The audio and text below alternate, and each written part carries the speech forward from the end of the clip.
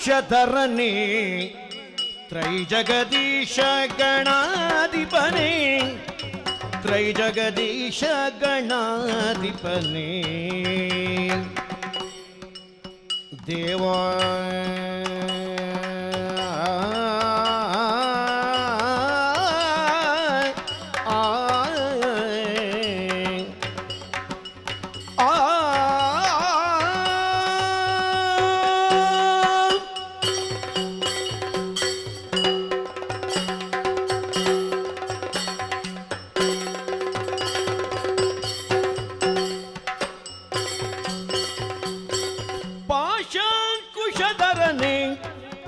ತ್ರೈಜಗದೀಶ ಗಣಾಧಿಪನೇ ತ್ರೈಜಗದೀಶ ಗಣಾಧಿಪನೇ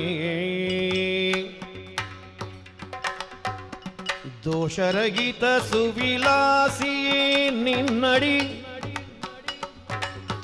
ದೋಷರಹಿತ ಸುವಿಲಾಸಿಯೇ ನಿನ್ನಡಿ ದಾಸನೆಂದೇನು ತೆನ್ನ ಪೋಷಿಸು ಕರುಣದಿ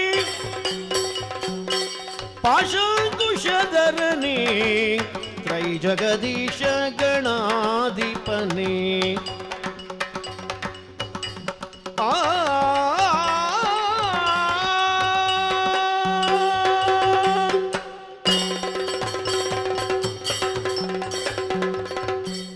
ಮುದದಿ ಶರವು ಗಣೇಶಗೆ ಎರಗುತ್ತ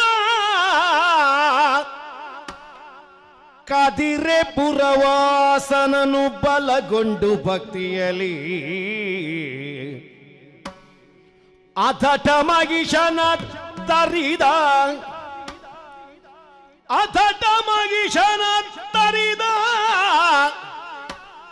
ಶ್ರೀ ದುರ್ಗಾಂಬಿಕೆಗೆ ಅಭಿನಮಿಸಿ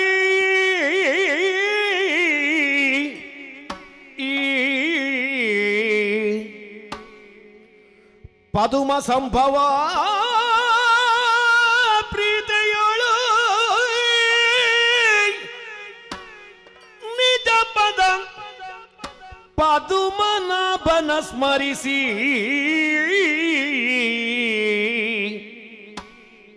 ಶ್ರೀ ಗುರು ಪದಯುಗವ ಧ್ಯಾನಿಸುತ್ತಾಯ ಶ್ರೀ ಗುರು ಪದಯುಗವ ಧ್ಯಾನಿಸುತ್ತ ಅರಿತು ಒರೆಯುವೆ ಪುಣ್ಯ ಕಥೆಯ ಯಕ್ಷಗಾನದಲ್ಲಿ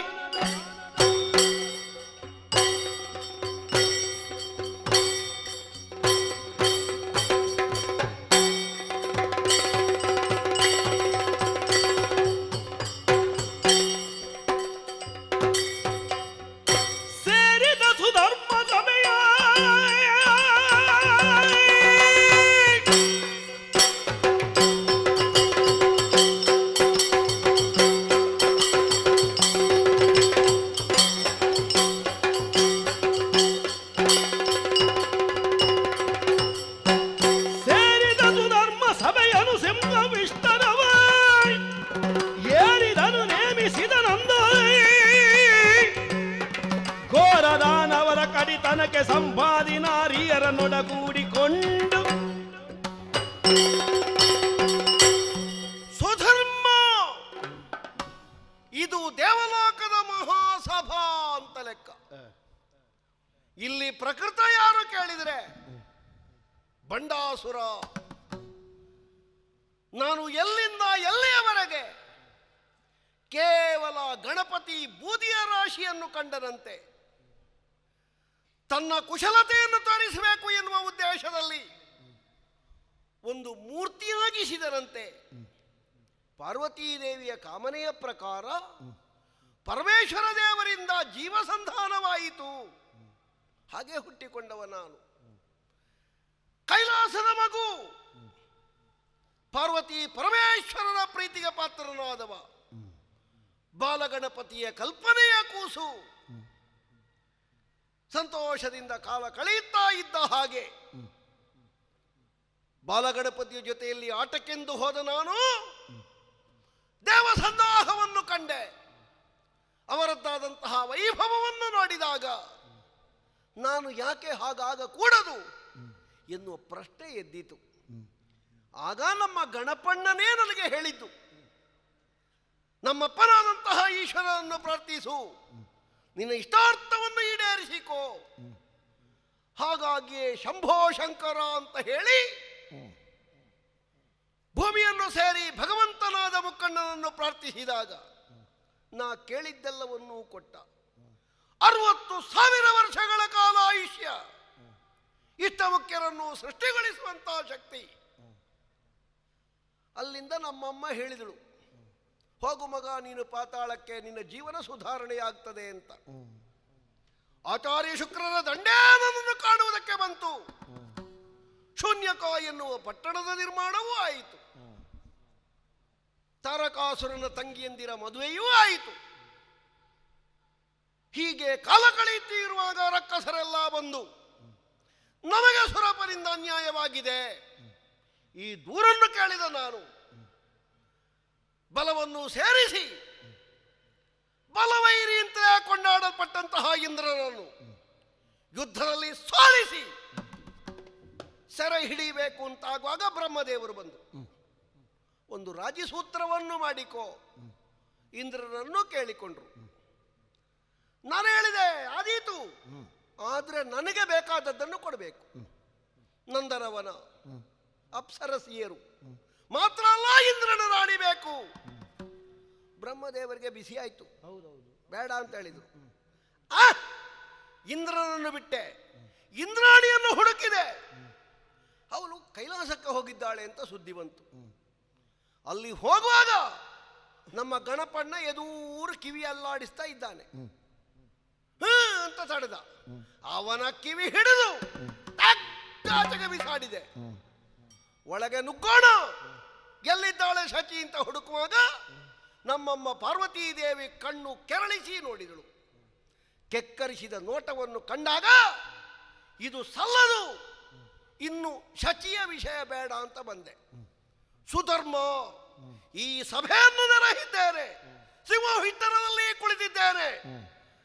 ಏನು ಏನು ಮದ ಅಂಕುರಿಸ್ತಾ ಉಂಟಲ್ಲ. ದಿಕ್ಕಿದನು ಎಡಭುಜವ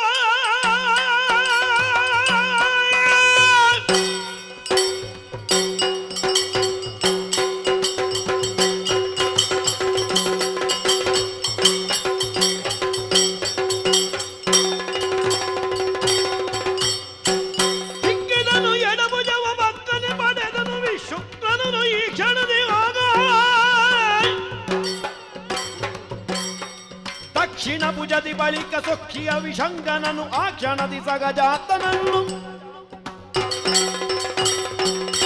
ಪುರಿಸುತ್ತಾ ಇದೆ. ಭುಜಗಳು ಹೇಳಿದ ಹಾಗೆ ಕೇಳುತ್ತಾ ಇಲ್ಲ. ನಮ್ಮಲ್ಲಿರಬಹುದಾದಂತಹ ವೀರತ್ವ, ಧೀರತ್ವ, ಅಹಂಕಾರ ಬಾಹುಗಳಲ್ಲಿ ಮೇಳೈಸಿ ಮೇಳೈಸಿ ಬರುತ್ತಿರುವಾಗಲೇ ಎಡಭುಜವನ್ನು ಬಲಕೈಯಿಂದ, ಬಲಭುಜವನ್ನು ಎಡಗೈಯಿಂದ ಒಮ್ಮೆ ಒಮ್ಮೆ ತಟ್ಟಬೇಕು ಅಂತ ಮನಸ್ಸಾಗಿದೆ. ತಟ್ಟುತ್ತೇನೆ.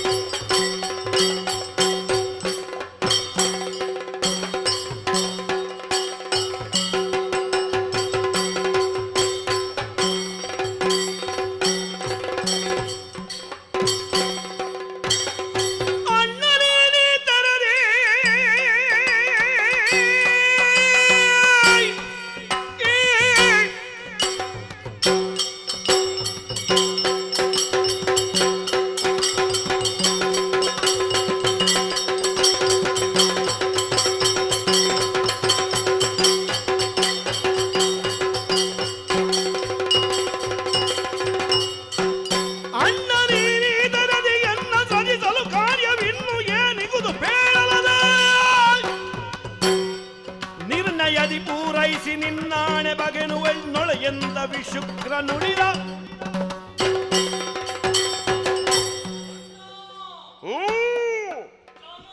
ಮದ್ದು ಹೇಗೆ, ಎಲ್ಲಿಂದ, ಯಾವ ರೀತಿಯಲ್ಲಿ ಎನ್ನುವುದೇ ಸ್ಪಷ್ಟವಾಗದೆ ಹೋಯಿತು. ಅಸ್ಪಷ್ಟವಾದಂತಹ ಕಲ್ಪನೆ ಹುಟ್ಟಿನ ಬಗ್ಗೆ ಇದ್ರು, ಹುಟ್ಟಿಸಿದ ನಿನ್ನ ಕುರಿತಾಗಿ ಸ್ಪಷ್ಟವಾದಂತಹ ಕಲ್ಪನೆ ನಮಗೆ. ಅಣ್ಣ ಎನ್ನುವಂತಹ ವಿಶೇಷವಾದಂತಹ ಭಾವ. ಅಣ್ಣ, ಯಾಕೆ ನಮ್ಮ ಜನನ ಯಾಕೆ ಸೃಷ್ಟಿಸಿದೆ, ಏನಾಗಬೇಕು ಹೇಳಬೇಕು, ಅರುಹಬೇಕು. ತಮ್ಮಂದಿರೇ, ಜಾತರಿರ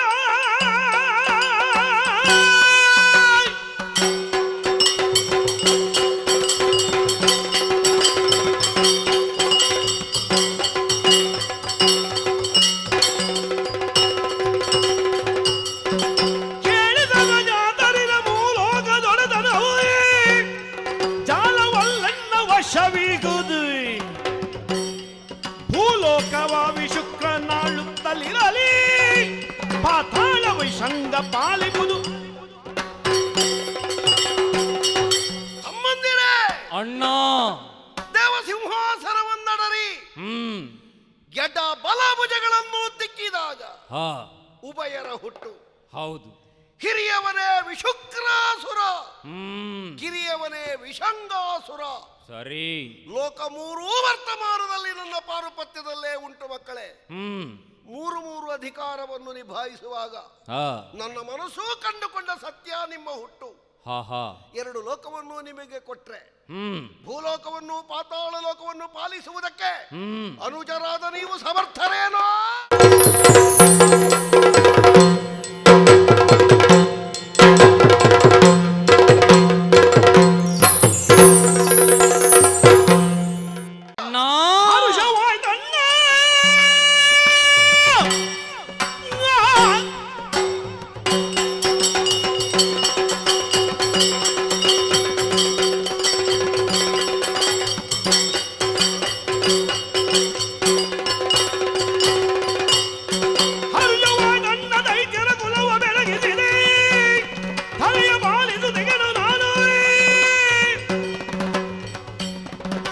ಕಿಂಕರನಾಗಿ ಸುರರ ಲೆಕ್ಕಿಸದನಿ ಪರಿಕಿಸೆಂದ ವಿಶುಕ್ರನಾದ ಅಣ್ಣ. ಇಂತಹ ನಿನ್ನ ಏರು ಸ್ಥಾಯಿಯ ಮಾತನ್ನ ಕೇಳುವಂತಹ ಹೊತ್ತಿಗೆ ಕೊತ್ತನೆ ಕುದಿಯುವುದಕ್ಕೆ ಪ್ರಾರಂಭ ಆಗಿದೆ. ಯಾಕೆ? ಈಗ ಸರಿಯಾಗಿ ಅರ್ಥವಾಗುತ್ತಾ ಉಂಟು ನಾವು ಯಾರು ಎನ್ನುವುದಾಗಿ. ಅಸುರರು, ದುಷ್ಟರು ಎನ್ನುವುದಾಗಿ ಕೆಲವರು ಹೇಳಿದ್ರಂತೆ. ಇರ್ಲಿ, ಮನುಷ್ಯನಾದವ ಅಥವಾ ಜೀವಿಯಾದವ ಎಲ್ಲಿ ಹುಡ್ತಾನೆ, ಹೇಗೆ ಹುಡ್ತಾನೆ ಎನ್ನುವುದು ಮುಖ್ಯ ಅಲ್ಲ. ಸಾಯುವಾಗ ಅವ ಏನನ್ನ ಸಾಧಿಸಿದ್ದಾನೆ ಎನ್ನುವುದು ಮುಖ್ಯವಂತೆ. ಅಂತಹ ಸಾಧನೆಯ ಪಥದ ತುದಿಯಲ್ಲಿದ್ದವರು ನೀವು. ಶಿಖರದ ಮೇಲೆ ಕುಳಿತಂತಹ ಶಂಕರನಂತೆ ಭಾಸವಾಗುತ್ತಾ ಇದ್ದೀರಿ ನಮಗೆ. ಶಂಕರನ ಎದುರಿಗೆ ನಿಮ್ಮ ಕಿಂಕರರಾಗಿ ನಾವಿಬ್ಬರು ಇರುತ್ತೇವೆ. ಯೋಚಿಸುವುದು ಬೇಡ. ಇನ್ನು ಮುಂದೆ ಈ ಮೂರು ಲೋಕಕ್ಕೂ ತ್ರಿಮೂರ್ತಿಗಳು ಯಾರು ಇದ್ದಾರಲ್ಲ ಆ ಮೂರ್ತಿಗಳಲ್ಲ, ಇನ್ನು ಮುಂದೆ ಈ ತ್ರಿಮೂರ್ತಿಗಳಾಗಬೇಕು.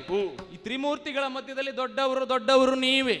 ಹೆದರುವುದು ಬೇಡ. ನೀವು ನಿಮ್ಮ ಜೊತೆಗೆ ನಿಮ್ಮ ಭುಜಗಳಿಂದ ಹುಟ್ಟಿದಂತಹ ನಾವು ನಿಜವಾದ ನಿಮ್ಮ ಬಲಗಳಾಗಿ ಮುಂದಿನ ಪ್ರಪಂಚವನ್ನ ಆಳ್ವಿಕೆ ಮಾಡುವುದಕ್ಕೋ ಅಥವಾ ಇನ್ನೊಬ್ಬರನ್ನ ಮಣಿಸುವುದಕ್ಕೋ ಬಲವಾಗಿ ಬೆಂಬಲವಾಗಿ ನಾವಿರ್ತೇವೆ.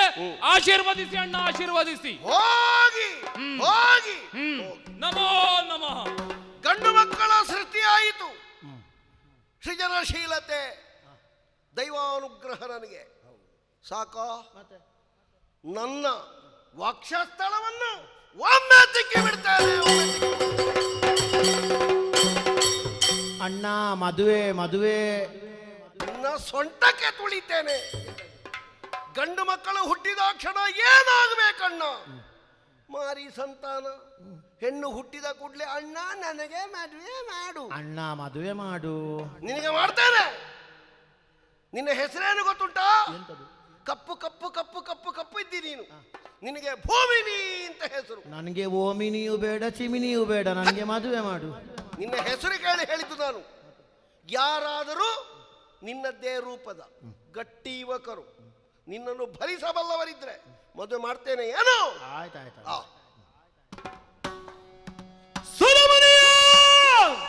ನುಡಿ ಕೇಳಿ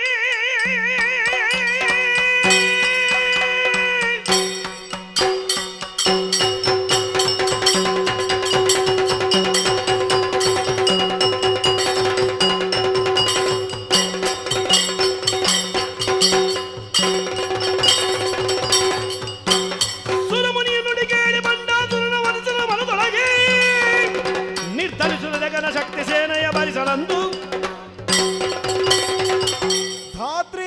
ಎನ್ನುವುದು ಧೂಮಕೇತುಗಳಂತೆ ಯಾವ ಕಷ್ಟವನ್ನು ಕೊಡುವುದಕ್ಕೆ ಸಿದ್ಧವಾಗಿ ನಿಂತ ಅಸುರರ ಪಡೆ ಎನ್ನುವುದು ಪ್ರವರ್ಧಮಾನಕ್ಕೆ ಬಂದ ವೇಳೆಯಲ್ಲಿ ಲೋಕ ಉಳಿಯಬೇಕು ಎನ್ನುವ ಭಾವನೆಯನ್ನು ಹೊಂದಿದಂತಹ ದೇವತೆಗಳೆಲ್ಲವರೂ ಕೂಡ ಧೀಶಕ್ತಿಯೊಂದನ್ನು ಆರಾಧಿಸುವುದಕ್ಕೆ, ಆ ಮೂಲಕವಾಗಿ ಸೌಖ್ಯವನ್ನು ಪ್ರಾಪ್ತಿಸಿಕೊಳ್ಳುವುದಕ್ಕೆ ವ್ಯವಸ್ಥೆ ಮಾಡುತ್ತಾರೆ ಎನ್ನುವುದು ಸತ್ಯ ತಾನೇ.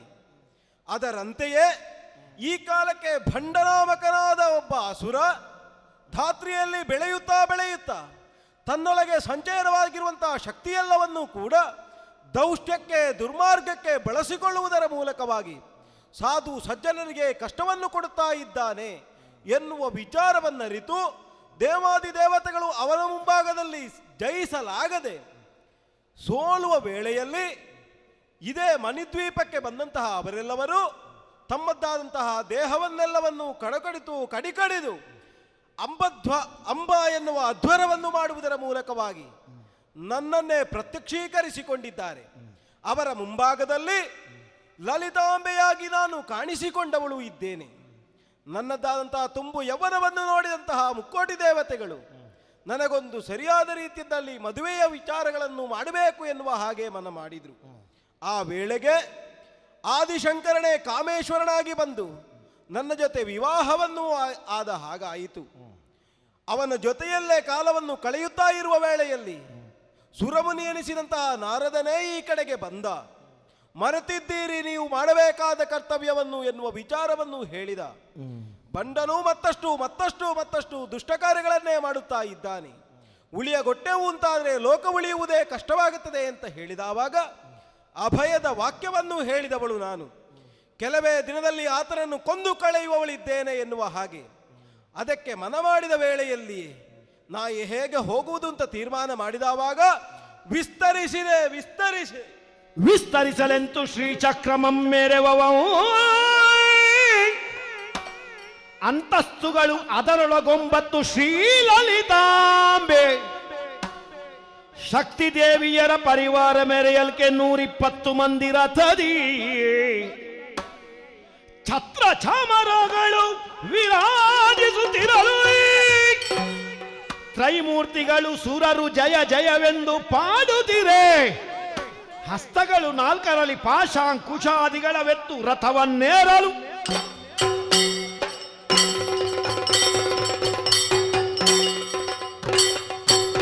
ದುರುಳನ ನಾಶಕ್ಕಾಗಿ ಮಣಿದ್ವೀಪದಲ್ಲಿ ಶ್ರೀಚಕ್ರದಲ್ಲಿ ಉದಿಸಿ ಬಂದಂತಹ ಲಲಿತಾಂಬೆ ನಾನು.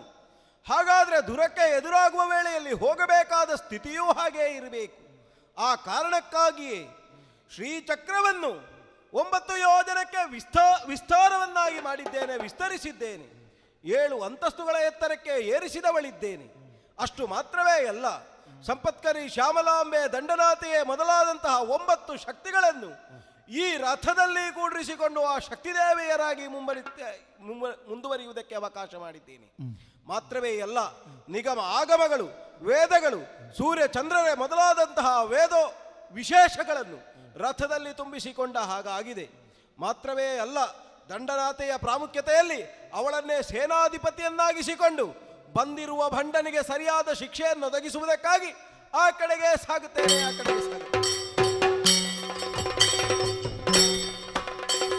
ಕಂಡನು ಪದವ ಬಂದ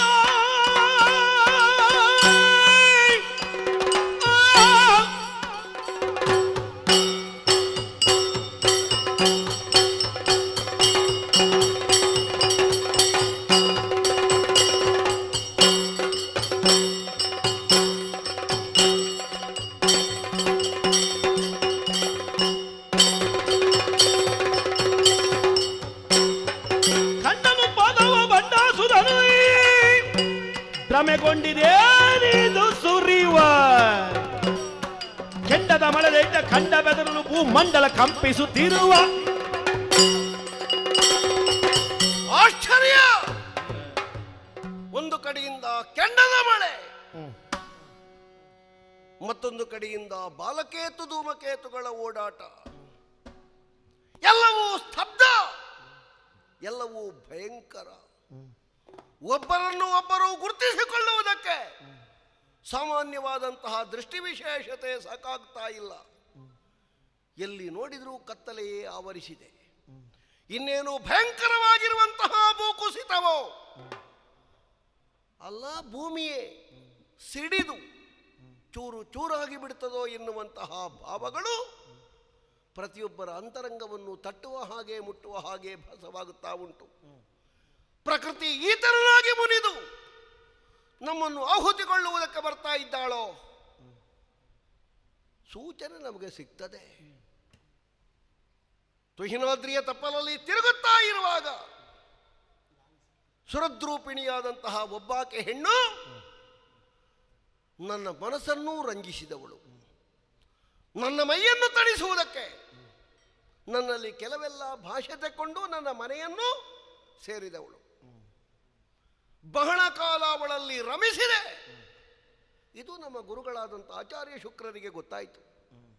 ಬಂದು ಎಚ್ಚರಿಸಿದರು, ನಿನ್ನ ಜೀವನವನ್ನು ನಿರ್ನಾಮ ಮಾಡುವುದಕ್ಕೆ ಬಂದಿರುವಂತಹ ಮಹಾಮಾರಿ ಅದು ಕೇವಲ ಅವಳದ್ದಾದಂತಹ ಬಿಳಿಯ ತೊಗಲಿಗೆ ಸೋತು, ಅವಳ ಸುರದ್ರೂಪವಾದಂತಹ ಮೈಮಾಟಕ್ಕೆ ಸೋತು. ನೀ ಹೊಂಡಕ್ಕೆ ಬೀಳಬೇಡ ಮಗ, ಜಾಗ್ರತೆ ಮಾಡು. ನಿನ್ನ ಅವನತಿಯನ್ನು ಆಶಿಸಿ ದೇವತೆಗಳು ಅಂಬಾಧ್ವರಕ್ಕೆ ತೊಡಗಿದ್ದಾರೆ. ತಡೆ, ಅದನ್ನು ಇಲ್ಲ ಅಂತ ಮಾಡು. ಹೋದೆ ನಾನು. ಎಷ್ಟು ಪ್ರಯತ್ನಿಸಿದರೂ ಅಗ್ನಿ ಪ್ರಾಕಾರದ ಒಳನುಗ್ಗುವುದಕ್ಕೆ ನನ್ನಿಂದ ಸಾಧ್ಯ ಆಗಲಿಲ್ಲ. ಆದರೂ ಒಂದು ವಿಶ್ವಾಸ ಇತ್ತು ನನಗೆ. ನಾ ವರ ಪಡೆದಿದ್ದೇನೆ, ಈಶ್ವರ ದೇವರು ಮೆಚ್ಚಿ ಆಯುಷ್ಯವನ್ನು ಕೊಟ್ಟಿದ್ದಾರೆ. ನನ್ನ ಆಯುಷ್ಯದ ಅವಧಿಯಲ್ಲಿ ನಾನು ಅವಧ್ಯನಿದ್ದೇನೆ.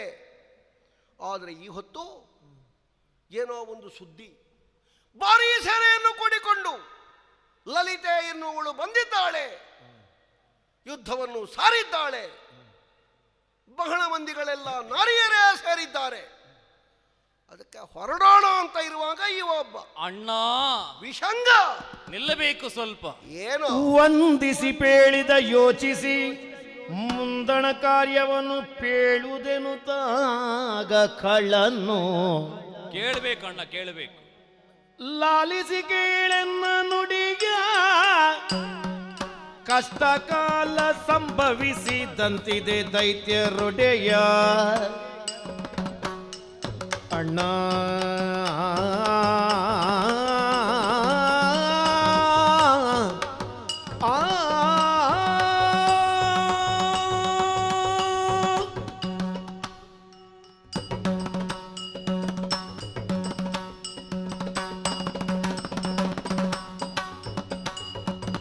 ಲಾಲಿಸಿ ಕೇಳೆನ್ನ ನುಡಿಯ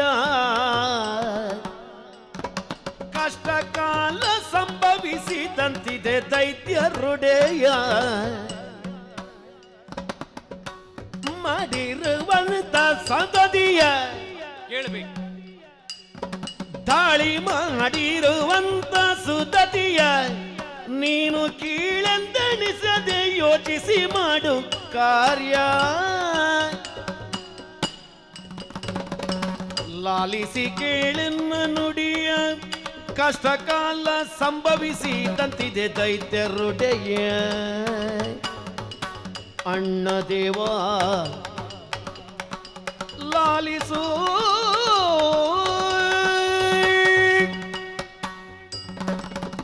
ಅಣ್ಣ ದೇವ. ಅಣ್ಣ ವಿಷಂಗಾಸುರ ಕೇವಲ ಅಣ್ಣನಲ್ಲವೇ ಅಲ್ಲ, ಅಣ್ಣ ದೇವ. ಪ್ರಪಂಚದಲ್ಲಿ ನಾವು ಭಜಿಸುವಂತಹ ಹೊತ್ತಿಗೆ ಕರುಣಿಸಿದ್ದು ಯಾರು ಅಂತ ಕೇಳಿದ್ರೆ ಮೇಲೆ ಕುಳಿತಂತಹ ದೇವರಲ್ಲ, ನಮಗೆ ನೀನು ಕರುಣಿಸಿದ್ದು. ಕೇಳುವುದಕ್ಕಿಂತ ಮೊದಲೇ ಪ್ರತಿಯೊಂದನ್ನು ನೀನು ಕರುಣಿಸಿದ್ದಿ. ತಾಯಿಯ ಗರ್ಭದಲ್ಲಿರುವ ಮಗು ಇಷ್ಟು ದಿನಕ್ಕೆ ಹೊರಗೆ ಬರ್ತದೆ ಅಂತ ಆದ್ರೂ ಗೊತ್ತುಂಟು ಮತ್ತೊಂದು ಪ್ರಪಂಚ ಮುಖಕ್ಕೆ. ಆದ್ರೆ ನಮ್ಮ ಹುಟ್ಟು ಹಾಗಲ್ಲ. ನಿನ್ನ ಕೇವಲ ಯೋಚನೆಯಿಂದ ಪ್ರಪಂಚ ಮುಖದಲ್ಲಿ ನಾವು ಗುರುತಿಸಿಕೊಂಡವರು. ವಿಶೇಷವಾದಂತಹ ಹುಟ್ಟನ್ನ ಪಡೆದಂತಹ ನಾವು ನಿನ್ನ ಆಶೀರ್ವಾದ ಬಲದಿಂದಲೇ ಇಲ್ಲಿಯ ತನಕ ಬದುಕಿದವರು, ಸತ್ಯ ತಾನೆ? ಹಾಗಾದ್ರೆ ಒಂದು ಆಶೀರ್ವದಿಸುವುದಕ್ಕೂ ನಿನ್ನಲ್ಲೊಂದು ಸ್ಥಾನ ಉಂಟು, ಒಂದು ಮಾನ ಉಂಟು.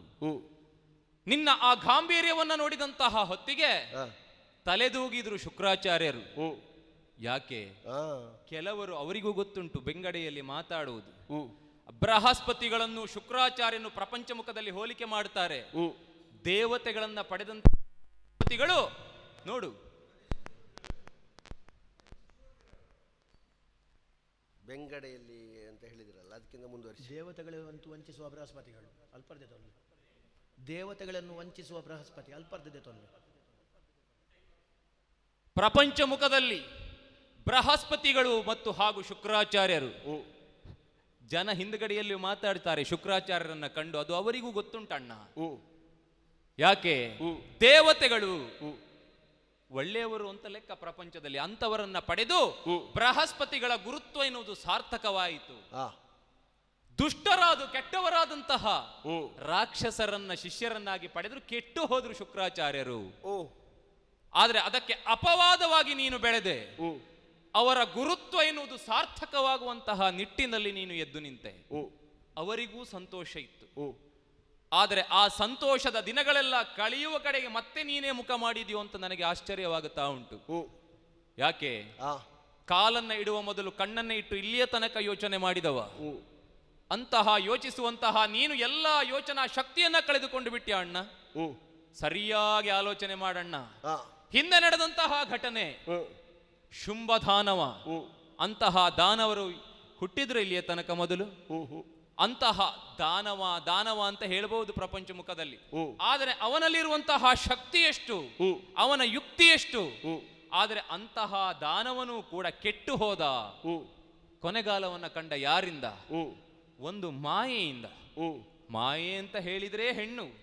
ಅಂತಹ ಹೆಣ್ಣೆ ಮತ್ತೊಂದಿಷ್ಟು ಹೆಣ್ಣು ಮಕ್ಕಳನ್ನ ಒಡಗೂಡಿಕೊಂಡು ನಮ್ಮ ನೆಲದ ಕಡೆಗೆ ಮುಖವನ್ನ ಮಾಡಿ ನಿಂತಿದ್ದಾಳೆ ಅಂತ ಹೇಳಿ. ಆದ್ರೆ ಆಗಲಿಕ್ಕುಂಟ ಅಣ್ಣ, ನಾವು ಬದುಕುವುದಕ್ಕುಂಟೋ? ಶ್ರೀ ಚಕ್ರಕ್ಕೆ ತಮ್ಮ ಎಲ್ಲ ಅಂಗಗಳನ್ನ ಕಡಿದು ಬೀಸಾಡಿದ್ರಂತೆ ಯಜ್ಞಕ್ಕೆ. ಅಂತಹ ಚಕ್ರದಿಂದಲೇ ಹುಟ್ಟಿ ಬಂದಂತಹ ಲಲಿತಾಂಬೆ, ಅವಳ ಎದುರಿಗೆ ನಾವು ಯುದ್ಧವನ್ನ ಸಾರುವುದಕ್ಕೆ ಮುಂದಾದದ್ದೇ ಹೌದು ಅಂತ ಆದ್ರೆ ಆ ಚಕ್ರದ ಸುಳಿಯಲ್ಲಿ ನಾವೇ ಸಿಲುಕಿಕೊಂಡು ನಮ್ಮ ಬದುಕಿನ ಚಕ್ರವನ್ನ ಮುಗಿಸಬೇಕಾದಂತಹ ಸ್ಥಿತಿಯೊಂದು ಒದಗಿ ಬರ್ತದೆ ಅಣ್ಣ. ಹಾಗಾಗಿ ಕೇಳಿಕೊಳ್ಳುವುದು, ನಾವಿನ್ನೂ ಬದುಕಬೇಕು.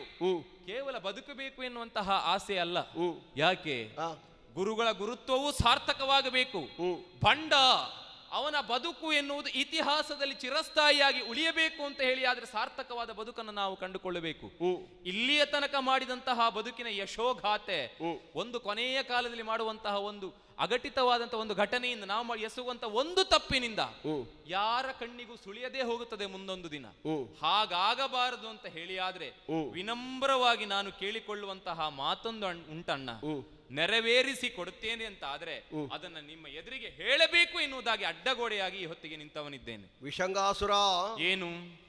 ಪ್ರಪಂಚದಲ್ಲಿ ತುಂಬಿಡುವುದಕ್ಕೆ ಬಹಳ ಕಷ್ಟ. ಹೌದು. ಅದು ನಶಿಸಿ ಹೋಗುವುದಕ್ಕೆ ಕ್ಷಣ ಹೊತ್ತು ಸಾಕಾಗ್ತದೆ. ಹೌದಪ್ಪ. ಗಾದೆಯ ಮಾತೇ ಉಂಟಲ್ಲ, ಕುಂಬಾರನಿಗೆ ವರುಷ ದೊಣ್ಣೆಗೆ ನಿಮಿಷ.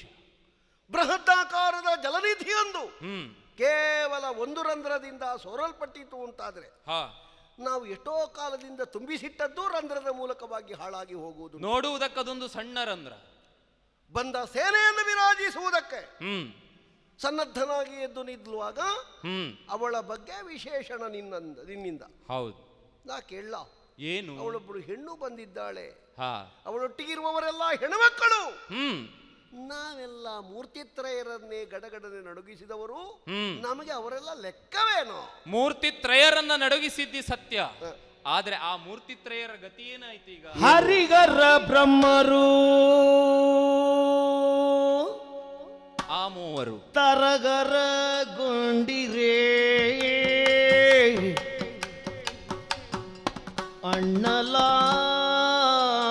ಅಣ್ಣಲಾಲಿಸು ಅಣ್ಣ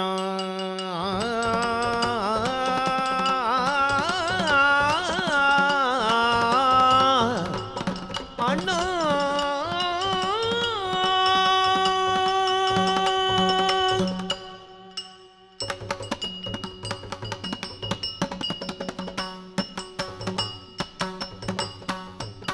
ಹರಿಗರ ಬ್ರಹ್ಮರು ತರಗರಗೊಂಡಿರೇ ತರುಣಿಯ ಭಯವು ವ್ಯರ್ಥ, ತರುಣಿಯ ಭಯವು ವ್ಯರ್ಥ.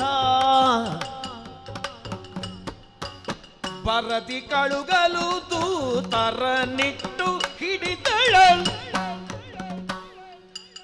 ಪರದಿ ಕಳುಗಲು ದೂತರ ನಿಟ್ಟು ಹಿಡಿದಳ ತರುವದ ಸತಿಯ ನಿತ್ತ ಕರ್ಕೊಂಡು ಬರ್ತೇನೆ ಅಣ್ಣ. ಅವಳ ತರುವದ ಸತಿಯ ನಿತ್ತ ಹರಿಹರ ಬ್ರಹ್ಮರು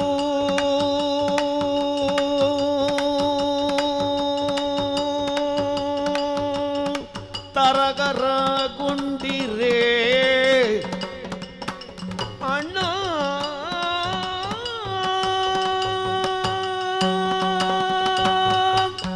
ಅಣ್ಣ, ಮೂರು ಮೂರ್ತಿಗಳ ಸುದ್ದಿಯನ್ನು ಹೇಳುವುದಕ್ಕೆ ಪ್ರಾರಂಭ ಮಾಡಿದಿ. ಆದ್ರೆ ಆ ಮೂರು ಮೂರ್ತಿಗಳು ಕೂಡ ಪ್ರಪಂಚದ ಬೆಳಕನ್ನ ಕಂಡದ್ದು ಯಾರಿಂದ ಅಣ್ಣ?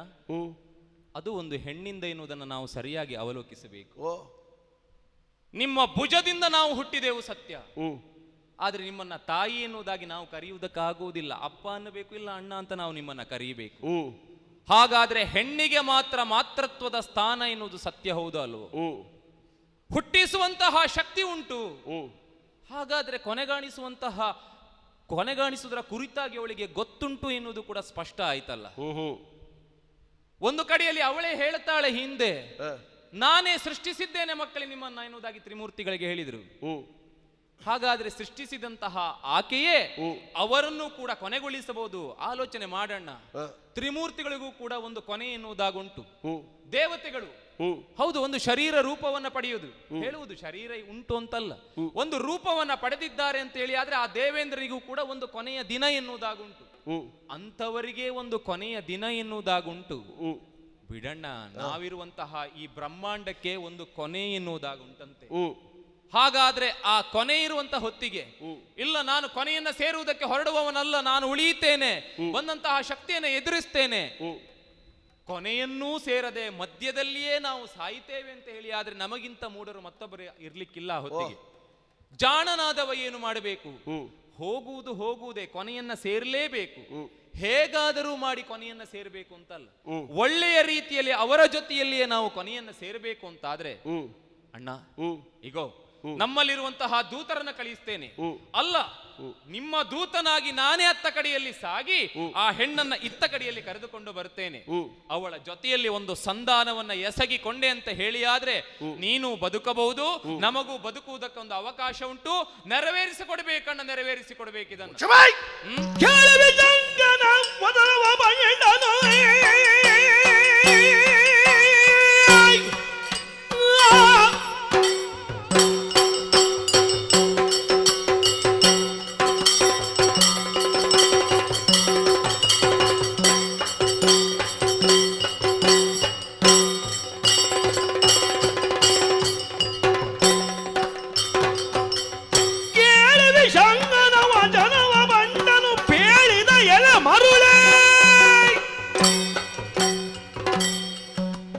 ಬಾಲೆಗೆ ಬೆದರುವ ಭಟನೆ ಮನದಿ ನಿರ್ನಾಲೋಚನೆ ಸರಿಯೇ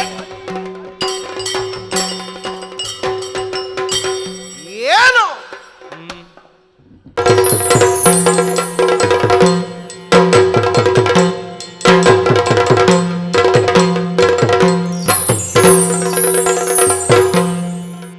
ಆರು ಹೆತ್ತವಳಿಗೆ ಇನ್ನೂ ಗರ್ಭಧಾರಣೆ ಮಾಡದೇ ಇರುವವಳಿಗೆ ಹೇಳುವುದೇನು? ಲೋಕದಲ್ಲಿ ಪ್ರಚಂಡ ವಿಕ್ರಮವನ್ನು ತೋರಿಸಿ ಚಂಡಬಲ ಅಂತ ಹೇಳಲ್ಪಟ್ಟಿರುವಂತಹ ತುಂಗಬಲಾನ್ವಿತ ವರ್ತಮಾನ ಕಾಲದಲ್ಲಿ ಬಂಡಾಸುರ. ಹೌದು, ಈ ಬಂಡ ಕೇವಲ ಬಂಡಾಟವನ್ನೇ ಸಗುತ್ತಾನೆ ಅಂತ ನೀ ತಿಳಿಬೇಡ.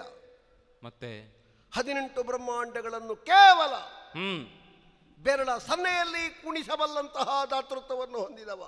ಹೌದು, ಯಾವಳ ಒಬ್ಬಳು ಹೆಣ್ಣು ಅಷ್ಟೋ ಇಷ್ಟೋ ಮಂದಿ ಹೆಣ್ಮಕ್ಕಳನ್ನೆಲ್ಲ ಸೇರಿಸಿ ಮುಂದೆ ಬಂದಿದ್ದಾಳೆ ಎನ್ನುವುದರಿಂದ ವರ್ತಮಾನ ಕೇಳಿದ ಕ್ಷಣದಲ್ಲೇ ಗರ್ಭದಲ್ಲಿ ಚಳಿ ಕೂತ ಹಾಗೆ ಹೆದರಿ ಜೀವಗಳನ್ನಾಗಿ ಬೇಡಣ್ಣ ಬೇಡ ಬೇಡ ಅಂತದೇ ಹೇಳುವುದಿದ್ರೆ ಬೇಡವೇ ಬೇಡ.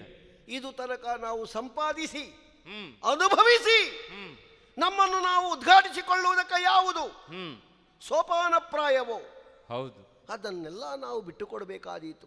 ಹ್ಮ್ ಈಗ ನಿನ್ನ ದೂರಿನನ್ವಯವೇ ನಾವು ಹ್ಮ್ ವಿಷಯವನ್ನು ಗ್ರಹಿಸುವುದಿದ್ರೆ ಹ್ಮ್ ಅವಳು ಯಾರು? ಹ್ಮ್ ನೀ ಹೇಳ್ತಿ ಲೋಕದ ತಾಯಿ. ಅಲ್ವೇ? ಹಾಗಾದ್ರೆ ಅಂತವಳೊಬ್ಬಳು ಆವಿರ್ಭವಿಸುವುದಕ್ಕೆ ಹ್ಮ್ ಕಾರಣ ಏನು ಕೇಳಿದ್ರೆ ಹಾ ದೇವತೆಗಳನ್ನು ನಾವು ಬಡದದ್ದು. ಹೌದು. ಇಲ್ಲಿ ನಾವು ಸ್ವಲ್ಪ ಹಿಂದೆ ಯೋಚಿಸಬೇಕು. ಏನು? ಯಾರನ್ನೆಲ್ಲ ನಾವು ಬಡಿದೆವೋ, ಹ್ಮ್ ಯಾವುದನ್ನೆಲ್ಲ ನಮ್ಮ ಮೂಲ ಅಂತ ಸಂಪಾದಿಸಿಕೊಂಡೆವೋ, ಹೌದು. ಯಾವುದೆಲ್ಲ ನಮ್ಮ ಜೀವನದ ಆರಾಮಕ್ಕೆ ಕಾರಣೀಭೂತವಾಗಿದೆಯೋ, ಹ್ಮ್ ಯಾವುದೆಲ್ಲ ನಮ್ಮ ಐಶ್ವರ್ಯಕ್ಕೆ ಹ್ಮ್ ಅಂತಸ್ತಾಗಿದೆಯೋ ಹ್ಮ್ ಅದನ್ನೆಲ್ಲ ನಾಳೆಯ ದಿವಸ ನಾವು ಬಿಟ್ಟುಕೊಡಬೇಕಾದೀತು. ಹ್ಮ್ ಬಂದವಳು ಸುರಭಕ್ಷ ಮಾತಿನಿ, ಹೌದು. ನಮ್ಮ ದಮನಕ್ಕಾಗಿಯೇ ನಿಂತಿದ್ದಾಳೆ ಎನ್ನುವಂತಹ ಒಂದು ಧೋರಣೆಯನ್ನು ನಾವು ತಳೆದು ಹ್ಮ್ ಮಾಡಬೇಕಾದದ್ದೇನು? ಮತ್ತೆ ಹಾ ಅಮ್ಮ ತಾಯೇ ಜೀಯ ಹಸಾದ ಅಲ್ವಾ? ಹೌದು. ಕೈ ಮುಗಿಯುವುದು, ಕಾಲಿಡಿಯುವುದು. ಹ್ಮ್ ಆಗ ಅವಳು ಹೇಳ್ತಾಳೆ, ಏನು? ತೆಕೊಂಡದ್ದನ್ನೆಲ್ಲ ಹಿಂದೆ ಕೊಡಿ ಅಂತ. ಅಣ್ಣ. ಹಾಗಾದ್ರೆ ಎಲ್ಲಿಂದ ನಾವು ಹೊರಟಿದ್ದೇವೋ ಹ್ಮ್ ಮತ್ತೆ ಅಲ್ಲಿಗೆ ಹೋಗಿ ಮುಟ್ಟುವುದು. ಹ್ಮ್ ಏನೂ ಇಲ್ಲದೆ ಹ್ಮ್ ಕತ್ತಲೆಯಲ್ಲಿ ಹ್ಮ್ ಬತ್ತಲೆಯಾಗಿ ಹುಟ್ಟಿದ ನಾವು ಹ್ಮ್ ಈಗ ಹ್ಮ್ ಇದ್ದದ್ದನ್ನೆಲ್ಲ ಕಳಚಿ ಬಿಸಾಡಬೇಕು ಅಂತ ನೀ ಹೇಳುವುದಾ? ಹಾಗಲ್ಲ ಅಣ್ಣ. ಮತ್ತೆ ಹಾಗೆ ಹೇಳಿದ್ದಲ್ಲವೇ ಅಲ್ಲ. ಏನು? ಕೆಲವೊಮ್ಮೆ ಜಾಣ ಕುರುಡು ಅಂತ ಉಂಟು. ಹ. ಆ ಕುರುಡುತನವನ್ನು ನಾವು ಪ್ರದರ್ಶಿಸಲೇಬೇಕು. ಹ. ಹೋಗಿ ಈಗ ಸಂಧಾನವನ್ನ ಮಾಡಿಕೊಂಡದ್ದೇ ಸತ್ಯ ಆದ್ರೆ ಹ್ಮ್. ಸರಿ, ನಮಗೂ ಒಂದು ಬದುಕುವುದಕ್ಕೆ ಅವಕಾಶ ಉಂಟು. ಹ. ಹೇಳಿದೆಯಲ್ಲ, ಬೆರಳ ತುದಿಯಲ್ಲಿ 18 ಬ್ರಹ್ಮಾಂಡವನ್ನು ಅಲ್ಲಾಡಿಸಿದೆ. ಮುಂದೆಯೂ ಬಂದು ಅದೇ ರೀತಿಯಾಗಿ ಬದುಕುವುದಕ್ಕೊಂದು ಅವಕಾಶವನ್ನು ನಾವೇ ಕಲ್ಪಿಸಿಕೊಳ್ಳಬಹುದು. ಹ. ಇಲ್ಲ ಹೋಗುತ್ತೇನೆ ಯುದ್ಧಕ್ಕೆ, ಹೋದಂತಹ ಮರುಗಳಿಗೆಯಲ್ಲಿ ನಾವು ನಮ್ಮ ಪ್ರಾಣ ಪಕ್ಷಿಯೇ ಹಾರಿ ಹೋಯಿತು ಅಂತ ಹೇಳಿ ಆದ್ರೆ ಮುಂದೆ ಅರ್ಥ ಏನುಂಟು? ಹೇಳಿದೆಯಲ್ಲ, ಉದ್ಘಾಟಿಸಿಕೊಂಡದ್ದು. ಉದ್ಘಾಟಿಸಿಕೊಳ್ಳುವುದು ದೊಡ್ಡದಲ್ಲ ಅಣ್ಣ. ಉದ್ಘಾಟಿಸಿಕೊಂಡದ ಮರುಗಳಿಗೆಯಲ್ಲಿ ಅದಕ್ಕೊಂದು ಸಮಾರೋಪ ಹಾಡುವುದುಂಟಲ್ಲ, ಅದಕ್ಕಿಂತ ದುಃಖತರವಾದದ್ದು ಮತ್ತೊಂದಿಲ್ಲ. ಸಮಾರೋಪ ಮಾಡುವುದು ಬೇಡ. ಇದು 4 ದಿನ ಉಳಿಯಲಿ ನಮ್ಮ ಸಂಘ ಎನ್ನುವಂತಹ ನೆಲೆಯಲ್ಲಿ ಇಷ್ಟು ಮಾತನಾಡಿದ್ದು. ಇನ್ನು ಈ ಮಾತು ಎನ್ನುವುದು ನಿಮಗೆ ಪಥ್ಯ ಆಗುವುದಿಲ್ಲ ಅಂತ ಹೇಳಿ ಆದ್ರೆ, ಈಗೋ ನಿಮ್ಮ ಅನ್ನವನ್ನ ಉಣ್ಣವ ನಾನು, ನಿಮ್ಮಿಂದ ಬೆಳಕನ್ನ ಕಂಡವ. ಈ ಬೆಳಕು ಎನ್ನುವುದು ಯಾವ ಹೊತ್ತಿಗೂ ನಿಮಗೆ ದಾರಿದೀಪವಾಗಿರುವುದು. ಹಾಗಾಗಿ ಮೊದಲಾಗಿ ನೀವು ಹೋಗುವುದಲ್ಲ, ಈಗೋ ಅಪ್ಪಣೆಯನ್ನ ಕೊಡಿ, ನಿಮಗೆ ದಾರಿದೀಪವಾಗಿ ನಿಮ್ಮ ಮುಂದೆ ಈ ಬೆಳಕು ಹೊರಡುತ್ತದೆ. ಈ ಬೆಳಕು ಹೊರಡುತ್ತದೆ. ನಡೆ ನಡೆ ನಡೆ. ಏನಂತೆ? ಹಾ, ಏನಂತೆ? 4 ಮಾತು ಹೇಳಿದ ಕಡೆಗೆ ನನ್ನ ದಾರಿಯನ್ನೇ ಹಿಡಿದು ರಣಕಣವನ್ನೇ ಕತ್ತಲೆಯಾಗಿಸಿ ಹೋರಾಟವನ್ನು ಮುಂದುವರಿಸಿದ್ರೆ ಅವಳು ಜ್ವಾಲಾಮಾಲಿನಿ ಎನ್ನುವವಳು ಕೊಂದಳಂತೆ. ಕರಂಕನ ಸೃಷ್ಟಿ ಸರ್ಪಿಣಿಯನ್ನೇ ಕಳಿಸಿದರಂತೆ ಆ ಯುದ್ಧಕ್ಕೆ. ಅಲ್ಲಿಂದ ನಕುಲೇಶ್ವರಿಗಳು ಬಂದವಂತೆ. ಬಲಾಹಕನ ಯುದ್ಧ ಮಹಾಮಾಯಾವಿ, ರಣದಲ್ಲಿ ಸೋತ ಸತ್ತ. ಅಮಿತ್ರಗ್ನ ಉಗ್ರತನ್ವ ಕುಟಿಲಾಕ್ಷ, ಹೀಗೆ ನಮ್ಮ ಬಲವೆಲ್ಲ ತೀರುತ್ತಾ ಒಂದು ಹಂತದಲ್ಲಿ ಇನ್ನು ಪ್ರತಿಭಟಿಸುವುದಕ್ಕೆ ನಾನೇಯೋ ಎನ್ನುವಷ್ಟರ ಮಟ್ಟಿಗೆ ನಮ್ಮದು ಬಂದು ನಿಂತಿದೆ. ಹಾಗಾಗಿ ಶಸ್ತ್ರಧಾರಿಯಾಗಿ ಯಾವಳು ನನ್ನ ಅವನತಿಗೆ ಕಾರಣೀಭೂತಳಾಗಿ ಮುಂದಡಿ ಇಟ್ಟಿದ್ದಾಳೋ ಅವಳನ್ನು ನಾನೇ ವಿರೋಧಿಸ್ತೇನೆ.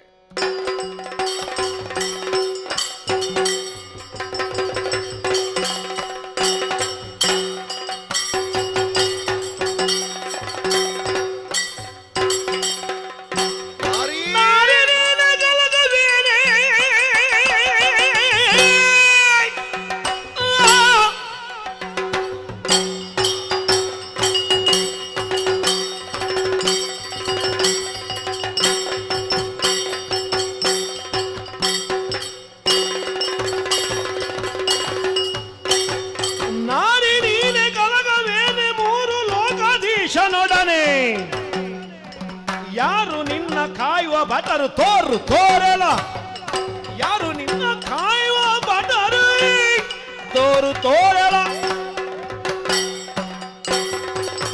ನಾರೀ, ಏನು ನರವನ್ನು ಎಳೆದು ಜೋಡಿಸಿದಂತಹ ಬಾಣವನ್ನು ಪುಂಖಾನುಪುಂಖವಾಗಿ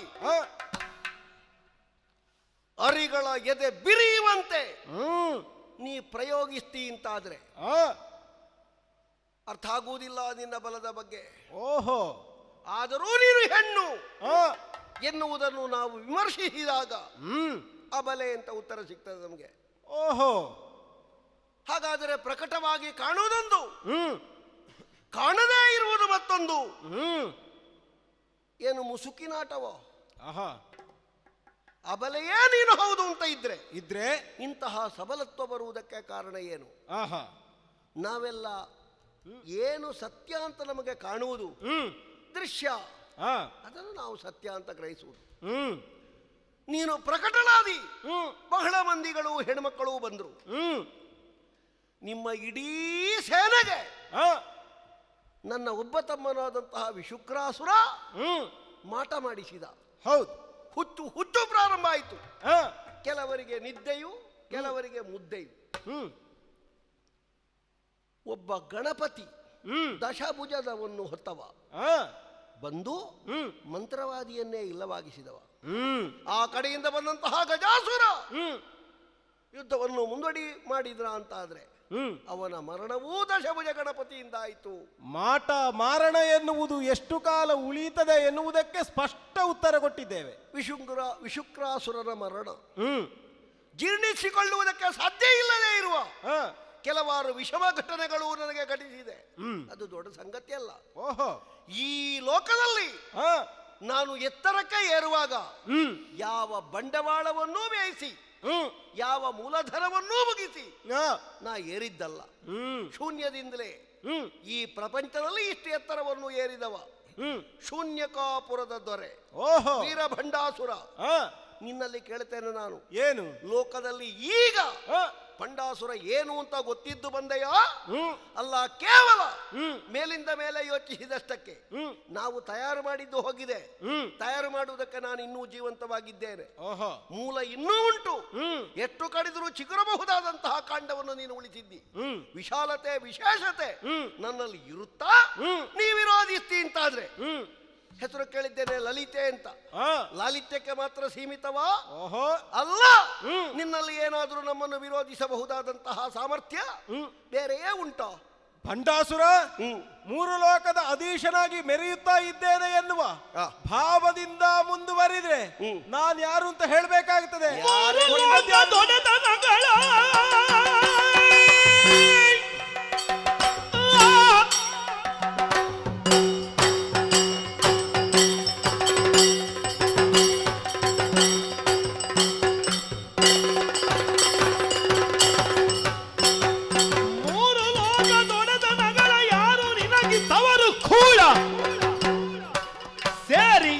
ಮರೆಯ ಬಾಳು ಧಾರಿಣಿಯಲಿ ಸೇರಿಯನ್ನ ಮರೆಯ ಬಾಳು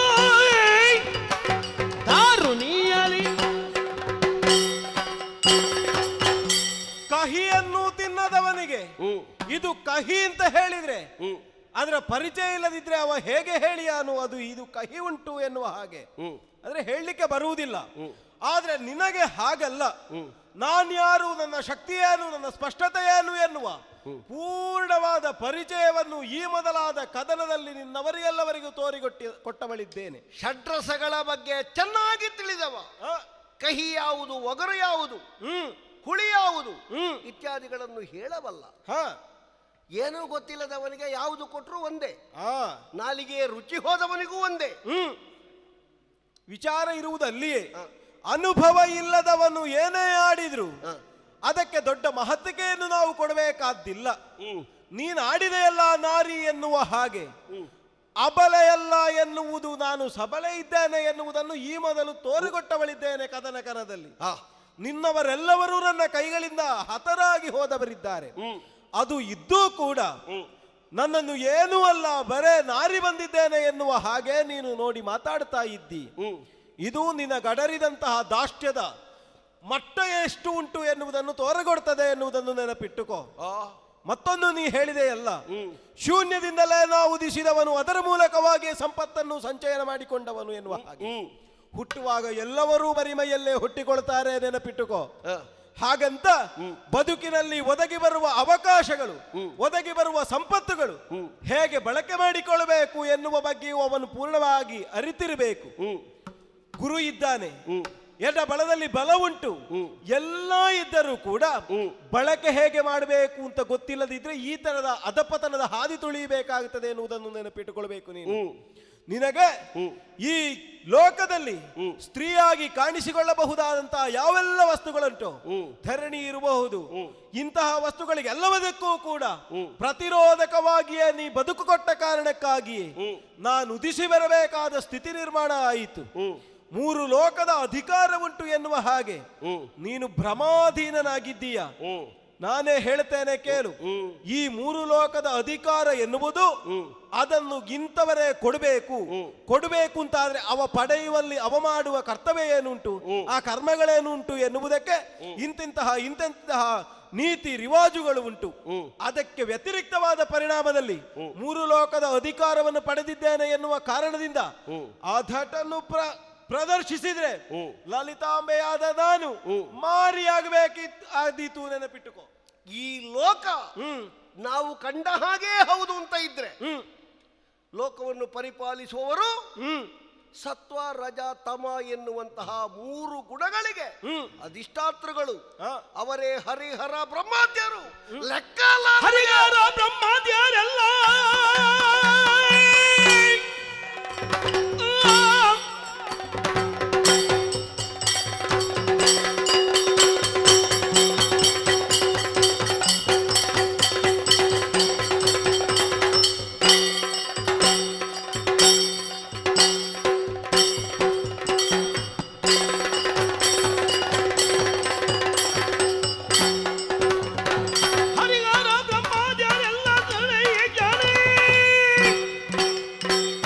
ಪರಿದೇಸಾಯ ಲೇಕೆ ಕಾಯುವೆ ಮರೆಯಗೊಂಡರೆ